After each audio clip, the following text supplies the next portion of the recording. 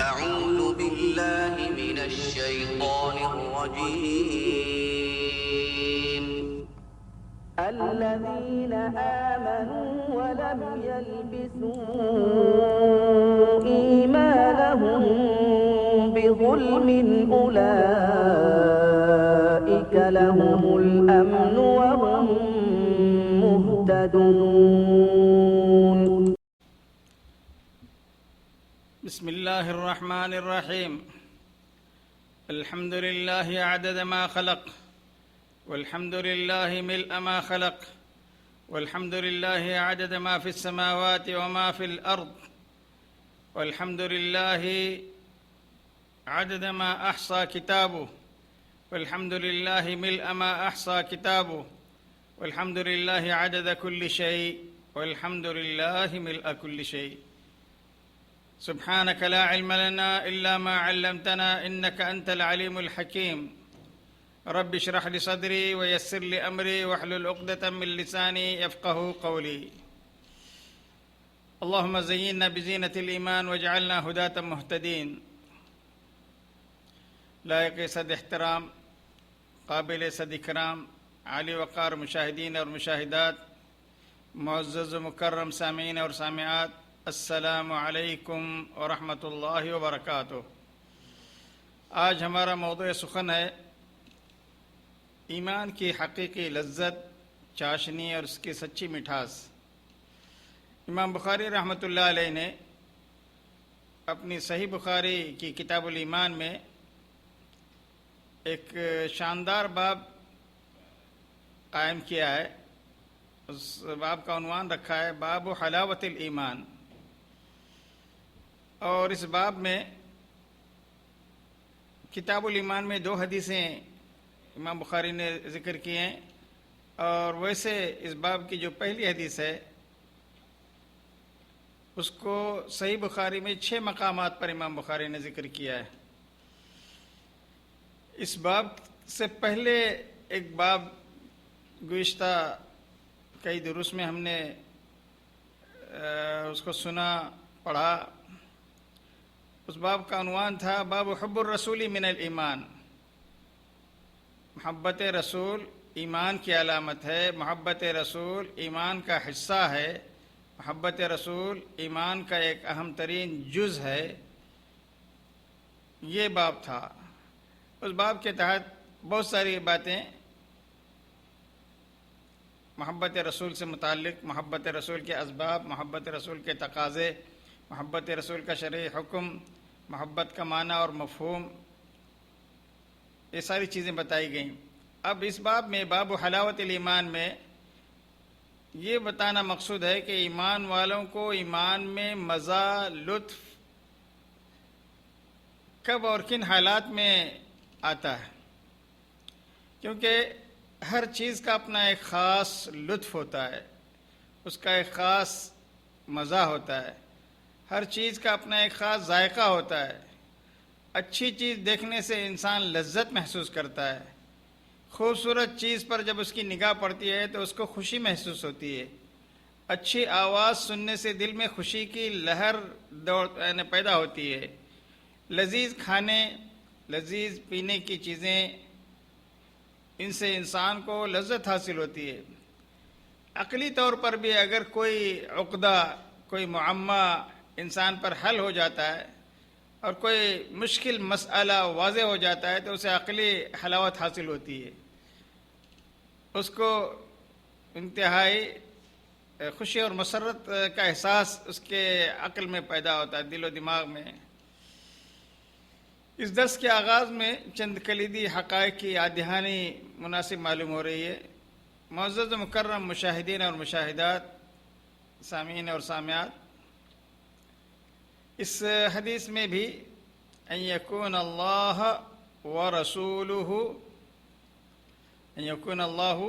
ورسولہ احب الیہ مما سواہما، ایمان کی حلاوت کو پانے کا ایک راز، کچھ راز بتائے گئے ہیں، کچھ اسرار بتائے گئے ہیں. تو اس میں سب سے پہلی چیز اور بنیادی چیز ہے محبت. محبت کیا ہے؟ کس کی محبت اور کس سے محبت اور کیسی محبت؟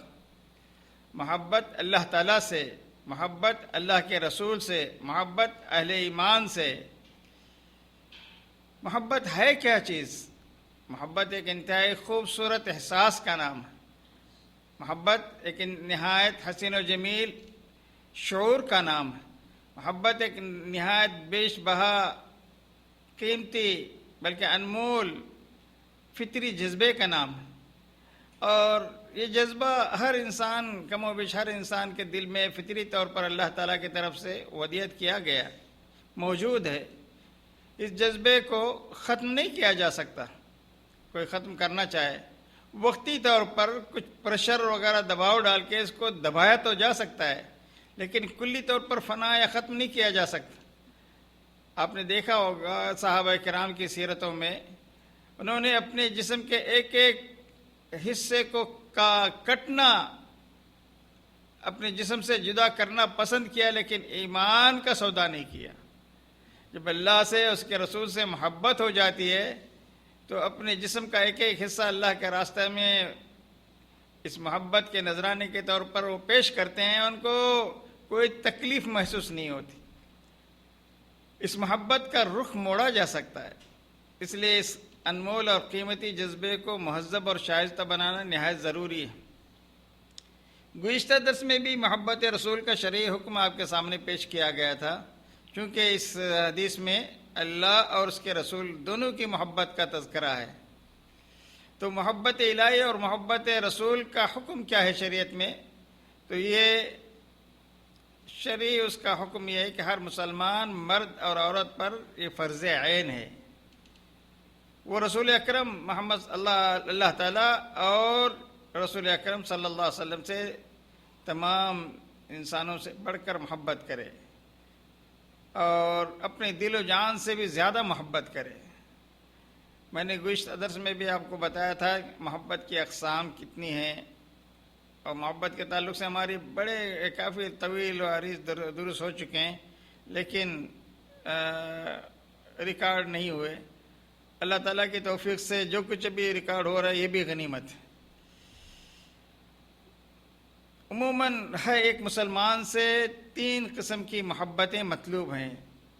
بار بار اس بات کو اس لیے دہرا رہے ہیں تاکہ جو نئے ساتھی ہیں گزشتہ درسوں کو نہیں سن سکے تو وہ بھی جان لیں کہ ٹاپ موسٹ لیول کی سب سے اونچے درجے کی محبت، سب سے زیادہ محبت، سب سے شدید قسم کی محبت جس میں کوئی اور شریک نہ ہو، وہ اللہ تعالیٰ کی ذات ہے۔ والذین آمنوا اشد حبا للہ، جو لوگ ایمان لائے ہیں، اہل ایمان اللہ سے شدید قسم کی محبت کرتے ہیں، ہر چیز کو اپنی جان سے زیادہ بڑھ کے، یعنی جان بھی دینے پڑے اللہ کے راستے میں تو کوئی آگے پیچھے نہیں کرتے۔ دوسری قسم کی محبت انسانوں میں سے سب سے افضل انسان، ویسے تمام نیک انسانوں سے محبت، تمام اہل ایمان سے محبت ہمارے ایمان کا ایک حصہ ہے، ایمان کا ایک جز ہے، لیکن اہل ایمان میں بھی سب سے زیادہ ایمان والے، سب سے زیادہ طاقتور ایمان والے، سب سے زیادہ افضل انسان، خیر البشر، سید الانبیاء والمرسلین، خطیب الانبیاء و شفیعہم، قیامت کے دن جن کے ہاتھوں میں لواء الحمد ہوگا، جن کے لیے جنت کے دروازے سب سے پہلے کھولے جائیں گے، جو عرش کے تلے سب سے پہلے اللہ کے سامنے سجدہ ریز ہو کر اللہ کی ایسی تعریف کریں گے کہ اللہ خوش ہو کر کہیں گے ارفع راسک یا محمد صلی اللہ علیہ وسلم، سل تعطا، آپ مانگیے آپ کو دیا جائے گا، آپ کو نوازا جائے گا، اشفع تشفع، آپ جس کی بھی سفارش کریں گے اس کے حق میں آپ کی سفارش قبول کی جائے گی۔ تو دینی بھائیو، اسلامی ماں اور بہنوں، سب سے ٹاپ موسٹ لیول کی ہماری محبت اللہ تعالیٰ سے ہونا چاہیے۔ اس کے بعد انسانوں میں سب سے افضل انسان، تمام نبیوں سے، تمام رسولوں سے بھی ہماری محبت ہونی چاہیے، لیکن سب سے زیادہ محبت ان تمام نبیوں اور رسولوں میں سب سے زیادہ اونچے درجے کی محبت اپنے ماں باپ سے بڑھ کر، اپنے بیوی بچوں سے بڑھ کر، اپنی جان سے بڑھ کر بھی محبت کس سے ہونی چاہیے؟ محمد صلی اللہ علیہ وسلم سے۔ تیسری قسم کی محبت اہل ایمان سے ہماری ہونی چاہیے۔ اہل ایمان میں سب سے مقدس گروہ صحابہ کرام کا ہے۔ صحابہ کرام میں بھی فرقی مراتب اور مقامات ہیں۔ حضرت ابوبکر صدیق اس امت کے سب سے افضل انسان ہیں، اور اسی طریقے سے ان کے بعد حضرت عمر، حضرت عثمان، حضرت علی خلفائے راشدین کا مقام، پھر عشرہ مبشرہ ہیں، بدری صحابہ ہیں، ان کی ترتیب ہے، ان کے درمیان بھی فرق مراتب ہیں۔ تو پھر تمام اہل ایمان سے ہماری محبت ان کے مقامات اور مراتب کے حساب سے ہونی چاہیے۔ دینی بھائیو، اسلامی ماں اور بہنوں، محبت میں نے گزشتہ درس میں بھی آپ کو بتایا تھا کہ دو قسم کی ہوتی ہے۔ ایک طبیعی محبت جو غیر اختیاری ہوتی ہے۔ آدمی فطری طور پر اپنے بچوں سے محبت کرتا ہے کیونکہ اس کی فطرت میں یہ بات رکھی گئی ہے، اپنی بیوی سے محبت کرتا ہے، اپنے والدین سے محبت کرتا ہے، اپنے رشتہ داروں سے محبت کرتا ہے، اپنے دوست احباب سے محبت کرتا ہے، اپنی محبوب چیزوں سے اس کو محبت ہوتی ہے، جن چیزوں کی چاہت اس کے نفس میں موجود ہے ان سے ان کی محبت ہوتی ہے۔ نبی اکرم صلی اللہ علیہ وسلم کے چچا ابو طالب، جن کا نام عبد مناف تھا، ان کو بھی نبی اکرم صلی اللہ علیہ وسلم سے بھتیجا ہونے کے ناطے طبیعی محبت تھی، لیکن اس طبیعی محبت کی وجہ سے انہیں مسلمان شمار نہیں کیا گیا۔ کیوں؟ انہوں نے شرعی محبت نہیں کی، ایمان نہیں لائے، کلمہ نہیں پڑھا، پیارے نبی صلی اللہ علیہ وسلم کے دین کو قبول نہیں کیا۔ تو دوسری جو محبت ہوتی ہے وہ شرعی محبت ہوتی ہے، وہ دینی محبت ہوتی ہے، وہ ایمانی محبت ہوتی ہے، وہ عقلی محبت ہوتی ہے، جس میں یہ محبت اختیاری ہوتی ہے۔ آدمی اپنے ارادے اور اختیار سے محبت کرتا ہے۔ اللہ اور اس کے رسول سے محبت اپنے ارادے اور اختیار کی بنیاد پر ہوتی ہے۔ انسان اپنے ارادے اور اختیار کو استعمال کرتا ہے، تمام سی شرعی محبت پر ہے۔ حقیقت یہ کہ جب کسی سے شرعی محبت ہوتی ہے تو طبیعی محبت بھی خود بخود اس کے اندر آ جاتی ہے۔ البتہ جہاں کہیں بھی شرعی محبت اور طبیعی محبت دونوں کے اندر ٹکراؤ ہو جائے، تصادم ہو جائے، ٹکراؤ کی کوئی صورت پیدا ہو جائے تو شرعی محبت غالب آنی چاہیے۔ ہم کو کون سی محبت کرنی چاہیے ایسی صورت میں؟ شرعی محبت۔ دینی بھائیو، اللہ آپ سب کو خوش رکھے۔ اللہ کے نبیوں اور رسولوں کے ایمان کیا ہے؟ ایمان کی حقیقت کیا ہے؟ اللہ کے نبیوں اور رسولوں کی زبانی سن کر یا جان کر بہت سی غیبی حقائق کو زبانی قول و اقرار نیز پختہ شعوری اور یقینی کیفیتوں کے ساتھ تصدیق اور تسلیم کرنے کے بعد اس پر عملی ثبوت مہیا کرنے کا نام ایمان۔ ہم نے اللہ کے نبی کو سچا رسول جانا، آپ کے فرامین پر عمل کر کے دکھایا، تو یہی ایمان۔ دل کے اندر شعوری یقینی کیفیتیں پیدا ہو گئیں کہ آپ اللہ کے سچے رسول ہیں، آپ پر اللہ کے سچی وحی آتی تھی، قرآن مجید اللہ کی کتاب آپ پر نازل ہوئی ہے، اور آپ نے پنجگانہ نمازوں کا ہمیں حکم دیا ہے، روزہ رمضان کے روزے رکھنے کا ہمیں حکم دیا ہے۔ تو اللہ کے بتائے ہوئے احکام پر عمل کرنے کا نام ہی سمجھے کہ ایمان۔ ایمان اگرچہ دل میں پائے جانے والی ایک غیر مرئی سچائی کا نام، غیر مشاہد سچی حقیقت کا نام۔ ایمان نظر آنے والی چیز تو نہیں ہے کیونکہ وہ اس کا مقام اور محل کہاں ہے؟ دل میں ہے انسان کی۔ اس کے باوجود ہم میں سے ہر ایک کے ایمان کا ایک خاص ذائقہ ہوتا ہے اور ایک مخصوص اس کا ٹیسٹ ہوتا ہے، اس کا اپنا ایک صحیح لطف ہوتا ہے اور ایک حقیقی مزہ ہوتا ہے۔ ایمان کی ایک سچی مٹھاس اور شاید کسی شیرینی ہوتی ہے۔ ایمان کا صحیح لطف، صحیح مزہ، سچی مٹھاس اور شاید کسی شیرینی کس کو نصیب ہوتی ہے؟ تو ایمان کا صحیح لطف اور حقیقی مزہ، ایمان کی سچی مٹھاس اور شاید کسی شیرینی وہی شخص پا سکتا ہے۔ ایمان کی سچی مٹھاس کو وہی شخص حاصل کر سکتا ہے، محسوس کر سکتا ہے، جس کے دل میں علم و یقین کی روشنی ہو۔ آدمی کو کلمے کا معنی معلوم ہو، صحیح طریقے سے کلمے کا معنی اور مفہوم وہ سمجھ چکا ہو، اس کی بنیاد پر اس کے دل میں یقین کی شعوری کیفیتیں پیدا ہو گئی ہوں، علم و یقین کی روشنی سے اس کا دل جگمگا رہا ہو، جس کے قلب میں صدق و صفا کا خوبصورت نور ہو، جس کے دل میں محبت و اخلاص کا شعور ہو، جس کے دل میں تسلیم و رضا کا حسین جذبہ ہو، جس کے دل میں اطاعت و انقیاد کا آہنی عزم اور فولادی ارادہ ہو، جس کے دل میں ایمان و اسلام کا نور ہو، جس کا دل جہالت، کفر و شرک کی تاریکی سے پاک و صاف ہو، اور جس کا دل شکوک و شبہات اور جھوٹ و افتراءات کی بیماریوں سے پاک و صاف ہو، اور جس شخص کا دل ہر قسم کی نافرمانیوں، انکار کی نجاستوں اور گندگیوں اور آلائشوں سے منزہ اور مبرہ ہو، اور جس شخص کا دل اللہ اور اس کے رسول کی محبت سے لبریز ہو، بھرا ہوا ہو، جس کا دل اللہ اور اس کے رسول سے نفرت و بیزاری کے مذموم جذبات سے پاک ہو، جس کے دل میں اللہ تعالیٰ کے جملہ اوامر اور اس کے رسول کی جملہ تعلیمات صلی اللہ علیہ وسلم، اللہ کے نبی کی جملہ تعلیمات اور ارشادات کو ماننے میں کوئی ادنا سا تذبذب اور تردد نہ ہو، جس کو اپنے رب کریم کی سچی معرفت حاصل ہو، جسے دین اسلام کی صحیح پہچان حاصل ہو، جسے نبی رحمت کے بارے میں سچی معرفت اور شعوری پہچان بھی حاصل ہو۔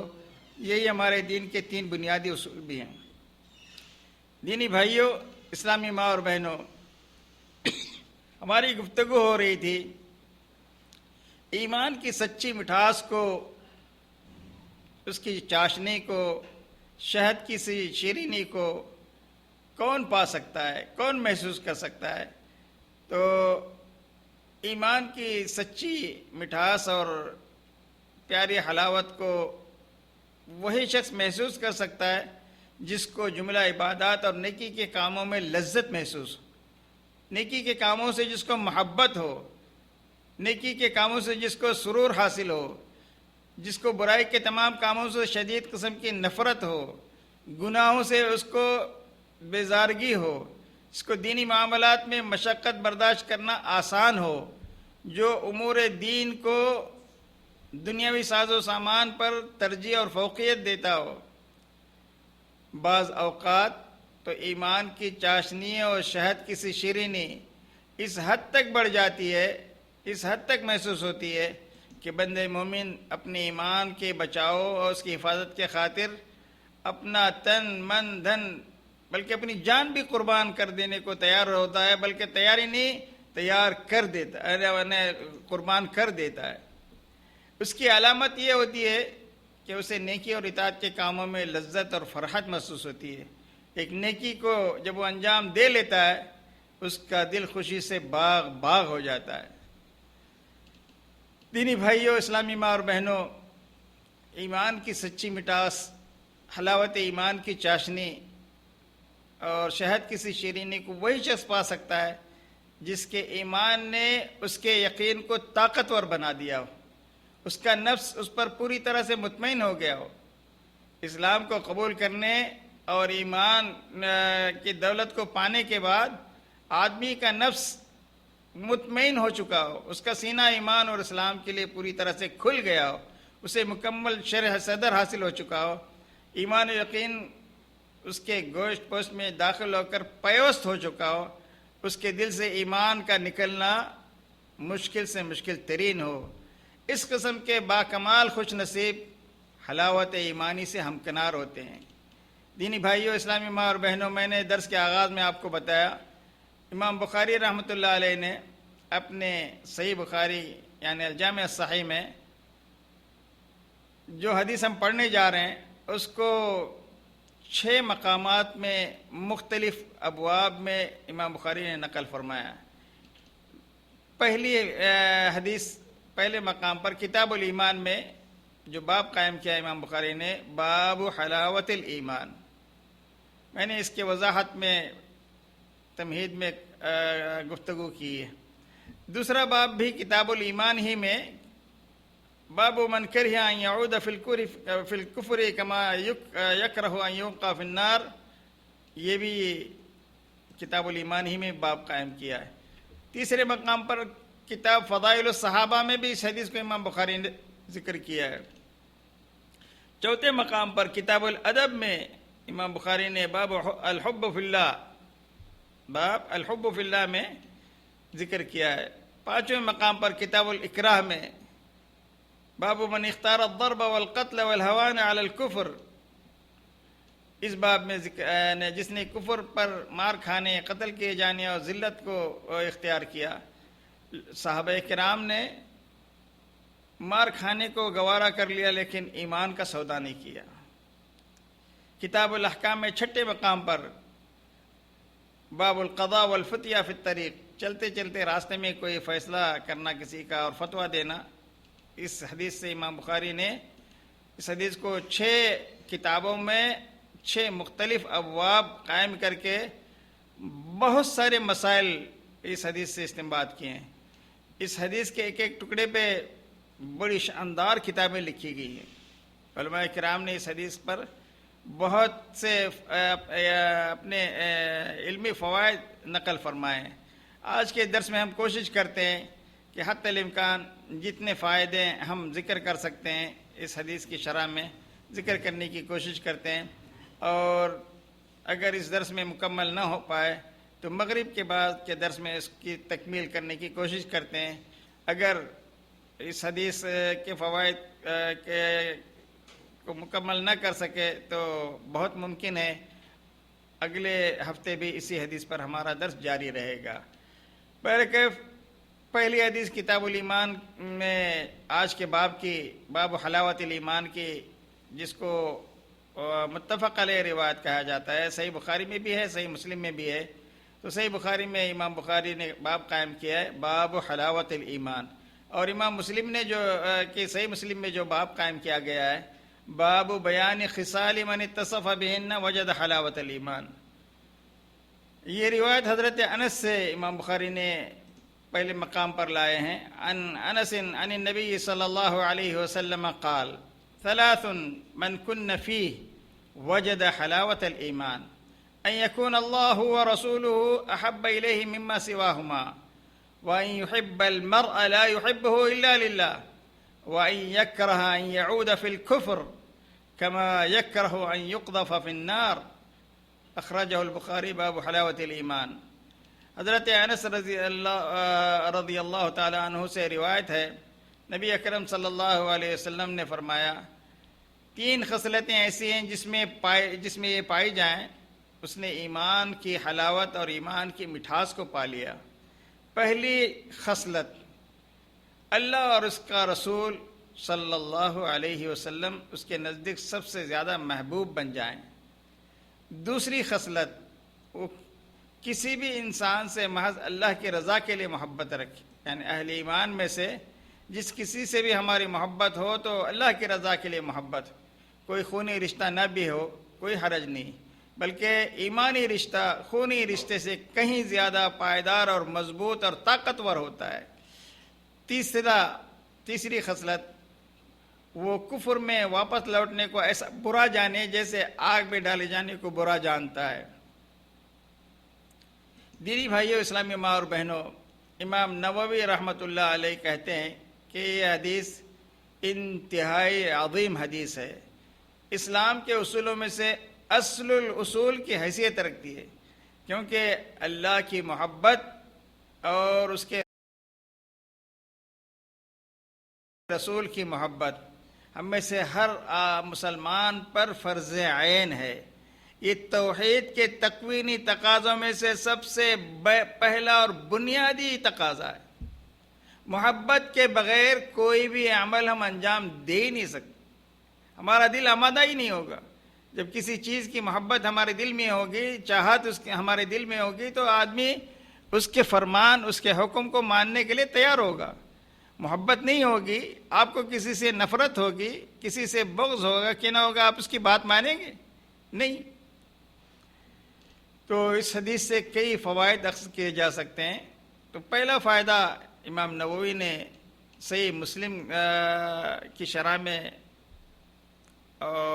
یہ ذکر کیا ہے، تمام مومن اہل ایمان، تمام مومن اللہ تعالیٰ سے محبت کرتے ہیں اور اللہ تعالیٰ بھی ان سے محبت کرتے ہیں۔ اللہ تعالیٰ نے قرآن میں اس کا تذکرہ کیا ہے۔ اگر کچھ لوگ اللہ سے محبت کرنا چھوڑ دیں، اس کی دین سے محبت کرنا چھوڑ دیں، اس کے رسول سے محبت کرنا چھوڑ دیں، تو اللہ تعالیٰ ایک ایسی قوم کو لائق پیدا کرے گا، ان کو مٹا دے گا، جو اس اللہ تعالیٰ سے محبت کریں گے اور اللہ ان سے محبت کریں گے۔ تو معلوم یہ ہوا کہ تمام مومن، تمام اہل ایمان اللہ سے محبت کرتے ہیں، صرف محبت ہی نہیں کرتے، والذین آمنوا اشد حبا للہ، اہل ایمان سب سے زیادہ شدید قسم کی محبت، سب سے زیادہ ٹاپ موسٹ لیول کی محبت جو ہے وہ اہل ایمان کے اللہ سے ہوتی ہے۔ دوسری فائدہ اس میں ان لوگوں پر رد کیا گیا جو یہ کہتے ہیں کہ جس شخص کی پیدائش اسلام کے حالت میں ہوئی ہو وہ اس شخص سے افضل ہے جس کی پیدائش کفر کے حالت میں ہوئی ہو اور اس نے بعد میں اسلام قبول کیا ہو، اور ان کا یہ نظریہ سراسر غلط ہے۔ آپ صحابہ کرام کے زندگیوں میں جھانک کے دیکھیں، ان کے سیرت کا مطالعہ کر کے دیکھیں تو صحابہ کرام پہلے بتوں کی پوجا کرتے تھے، کفر و شرک میں مبتلا تھے۔ زمانے جاہلیت میں وہ کون سا گناہ نہیں تھا جو نہ کیا گیا ہو، لیکن جب انہوں نے اسلام قبول کیا تو سب سے افضل ترین انسانوں میں انبیاء کے بعد صحابہ کرام کا یہ مقدس گروہ ٹھہرا۔ تو اس حدیث سے ثابت ہوتا ہے کہ جس شخص میں یہ تینوں صفات پائے جاتے ہوں وہ سب سے افضل انسان، چاہے اس کی پیدائش اسلام کے حالت میں ہوئی ہو یا کفر کے حالت میں ہوئی ہو۔ یہی وجہ ہے کہ اسلام قبول کرنے والے اولین صحابہ کرام رضی اللہ تعالی عنہم اجمعین ان صحابہ کرام سے افضل تھے جن کی پیدائش اسلام کی حالت میں ہوئی۔ جو صحابہ پہلے زمانے جاہلیت کو ترک کر کے کفر کو، شرک کو اور بہت سارے معاشرتی گناہوں کو چھوڑ کر اسلام قبول کیے تھے اور اسلام قبول کرنے کے بعد نیکیوں میں پیش تھے، وہ افضل قرار پائے ان صحابہ کے مقابلے میں جو بعد میں حالت اسلام میں پیدا ہوئے۔ وہ سبقت لے جانے والے صحابہ پہلے بتوں کی پوجا کرتے تھے۔ حقیقت یہ ہے کہ گمراہی سے ہدایت کی طرف آنے والے، برائیوں کو چھوڑ کر نیکیوں کی طرف آنے والے شخص کے لیے اجر و ثواب کئی گنا بڑھا دیا جاتا ہے، اور یہ بات شیخ الاسلام ابن تیمیہ رحمۃ اللہ علیہ نے کہی ہے۔ اس حدیث میں ان لوگوں پر بھی رد کیا گیا جو کہتے ہیں کہ بندے سے گناہ کا سرزد ہونا اس کے حق میں عیب اور نقص ہے۔ فطری طور پر ہم میں سے ہر آدمی سے کچھ فطری کمزوریوں کی وجہ سے آدمی سے گناہ تو ہو جاتے ہیں، اور گناہ ہونے کے بعد نقص اور عیب تو صحیح بات یہ ہے کہ اس وقت ہے جب آدمی توبہ نہ کرے۔ گناہ ہونے کے بعد اگر آدمی کو احساس ہو جائے اور فوری طور پر وہ اللہ کی طرف رجوع کرے اور اس گناہ سے توبہ کرے، التائب من الذنب کمن لا ذنب لہ، گناہوں سے توبہ کرنے والا، سچی توبہ کرنے والا، اس توبہ کے نتیجے میں اس کے گناہ کو مٹا دیا جاتا ہے جیسے اس نے کوئی گناہ کیا ہی نہیں۔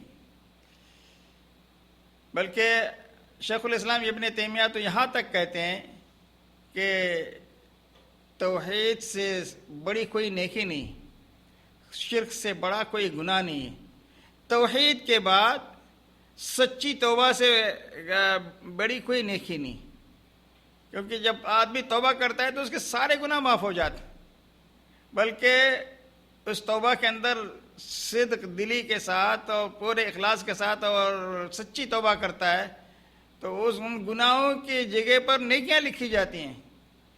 اولئک یبدل اللہ سیئاتہم حسنات۔ اس حدیث میں اس بات کی بھی دلیل ہے کہ اللہ اور اس کے رسول کے دشمنوں سے دل میں دشمنی اور بغض بھی ہونا چاہیے۔ جیسے اللہ سے ہماری محبت ہونی چاہیے ٹاپ موسٹ لیول کی، اس کے بعد انسانوں میں سب سے زیادہ محبوب ہمارے پیارے نبی محمد رسول اللہ صلی اللہ علیہ وسلم ہونی چاہیے، اور اہل ایمان سے بھی درجہ بدرجہ ہماری محبت ہونی چاہیے، تو اللہ کے دشمنوں سے، اللہ کے رسول کے دشمنوں سے بھی دل میں دشمنی اور بغض ہونا چاہیے، کیونکہ جس شخص کو کفر اور شرک سے بغض ہوگا اسے کفر و شرک کرنے والوں سے بھی بغض ہوگا۔ جو شخص کفر سے نفرت کرے گا، شرک سے نفرت کرے گا، بدعت سے نفرت کرے گا، نفاق سے نفرت کرے گا، وہ اہل نفاق سے، اہل بدعت سے، اہل کفر سے، اہل شرک سے، ان سے بھی نفرت کرے گا۔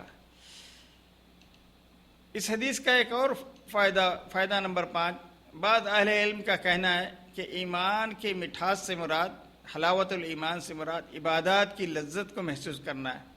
آدمی اگر نماز پڑھ رہا ہے، اس کو لطف آ رہا ہے، مزہ مل رہا ہے، اللہ سے سرگوشی، سجدے میں، رکوع میں اللہ سے سرگوشی اور مناجات کی کیفیت کے وقت اس کو صحیح لطف محسوس ہو رہا ہے، اللہ سے وہ سورہ فاتحہ پڑھ رہا ہے تو اس کو اس احساس کے ساتھ پڑھ رہا ہے کہ میں اللہ سے ہم کلام ہو رہا ہوں، اللہ تعالیٰ میرے اس قرات پر جواب دے رہے ہیں، تو لذت محسوس ہو، اللہ اور اس کے رسول کے رضا کی خاطر و مشقتیں برداشت کرنا آسان ہو جائے، دین کو اپنانے کی صورت میں مصیبتیں آ جائیں تو مصیبتوں کو سہنا آسان ہو جائے، امور دین کو دنیا کے ساز و سامان پر فوقیت اور ترجیح دینا اس کے لیے آسان ہو جائے۔ اب یہ کیسے پتہ چلے کہ اللہ اور کے رسول سے بندے کی محبت یعنی سچی ہے یا نہیں؟ تو اللہ اور اس کے رسول سے بندے کی محبت کا اظہار اطاعت کرنے سے ہوتا ہے، اللہ کی وہ اطاعت کر رہا ہے، اللہ کے رسول کی اطاعت کر رہا ہے، نافرمانی کے کاموں کو چھوڑ رہا ہے، اللہ کی نافرمانی کا معاملہ آ رہا ہے اس کو ترک کر رہا ہے، اللہ کے رسول کی نافرمانی کا معاملہ آ گیا، اس کو معلوم پڑا یہ اللہ اس سے ناراض ہے، اللہ کے رسول اس کام کو سے منع کیے ہیں، اس کو ترک کرتے جا رہا ہے، تو یہی اصل یعنی علامت ہے محبت کے اظہار کی۔ اللہ کی محبت، رسول کی محبت کے اظہار کی سب سے پہلی اور بنیادی علامت یہ ہے کہ وہ ان دونوں کی اطاعت کرے اور ان کے نافرمانی کے کاموں کو ترک کرے۔ فائدہ نمبر 6، ایک بڑے محدث ہیں ابو یعلا، ان کی ایک حدیث کی کتاب ہے المسند، مسند ابو یعلا، اور یہ اپنے وقت کے چیف جسٹس بھی تھے، اسی لیے ان کو قاضی ابو یعلا رحمۃ اللہ علیہ کہتے ہیں۔ کسی شخص کی وہ کہتے ہیں کہ اللہ تعالیٰ اور اس رسول سے محبت اس وقت تک حقیقت میں درست نہیں ہو سکتی اور اس وقت تک ایمان کی مٹھاس اور حلاوت اس کو محسوس نہیں کر سکتا ہو جب تک کہ حدیث میں مذکور 3 خصلتیں ان یکون اللہ و رسولہ احب الیہ مما سواہما وان یحب الرجل ما یحب الا للہ، کسی بھی آدمی سے ہم محبت کریں تو صرف اللہ کے لیے محبت کریں، دین کی خاطر محبت کریں، اللہ اور اس کے رسول کی خاطر محبت کریں۔ جب تک اس کا ایمان مضبوط نہ ہو، اس کا دل اس ایمان پر مطمئن نہ ہو، اس کی رگ رگ میں، اس کے خون کے ایک قطرے میں ایمان اچھی طرح سے رچ بس نہ گیا ہو، اس وقت تک اس کو ایمان کی حلاوت محسوس نہیں ہوگی۔ شیخ الاسلام ابن تیمیہ کہتے ہیں کہ اس حدیث میں نبی اکرم صلی اللہ علیہ وسلم نے ہمیں آگاہ فرمایا ہے کہ یہ 3 خصلتیں جس شخص کے اندر پائی جائیں وہ ایمان کی مٹھاس کو محسوس کر سکتا ہے، کیونکہ کسی چیز کی مٹھاس اس کی محبت کے تابع ہوتی ہے۔ ایک آدمی کوئی کتاب پڑھ رہا تھا، اس کو کوئی مسئلہ درپیش تھا اور تلاش کرتے کرتے بڑی مشکلوں کے بعد اس کو اپنے مسئلے کا حل مل گیا، تو اس محنت پر اس کو خوشی ہوگی نہیں ہوگی؟ تو ایسے ہی ایمان کی مٹھاس ان لوگوں کو محسوس ہوگی جو اللہ تعالیٰ سے شدید قسم کی محبت کرتے ہیں، اللہ کے رسول کی محبت ان کے دل میں سب سے زیادہ ہے، اہل ایمان سے بھی وہ محبت اس لیے کرتے ہیں کہ اللہ ان سے راضی ہو جائے، اور اس کو کفر اور شرک، نفاق اور بدعتوں سے نفرت ہوتی ہے۔ جو شخص کسی چیز سے محبت کرتا ہے اس سے اس کی مراد پوری ہو جاتی ہے تو اس چیز کی چاشنی، اس چیز کی مٹھاس، اس کی لذت اور وہ خوشی کو محسوس کرتا ہے، اور یہ لذت اس کی محبوب تمنا کے پورا ہونے کے بعد ہی محسوس ہوتی ہے۔ مثال کے طور پر ایک آدمی کسی خاتون سے شادی کا متمنی تھا اور بڑی کوششوں کے بعد اس خاتون سے اس کا نکاح ہو گیا، اس کو اس کی تمنا کے پورا ہونے پہ لذت اور خوشی محسوس ہوگی نہیں ہوگی؟ یقیناً ہوگی۔ تو ایمان کی لذت بھی بندے کے اللہ تعالیٰ اور اس کے رسول سے محبت کے مکمل ہونے سے محسوس ہو سکتی ہے۔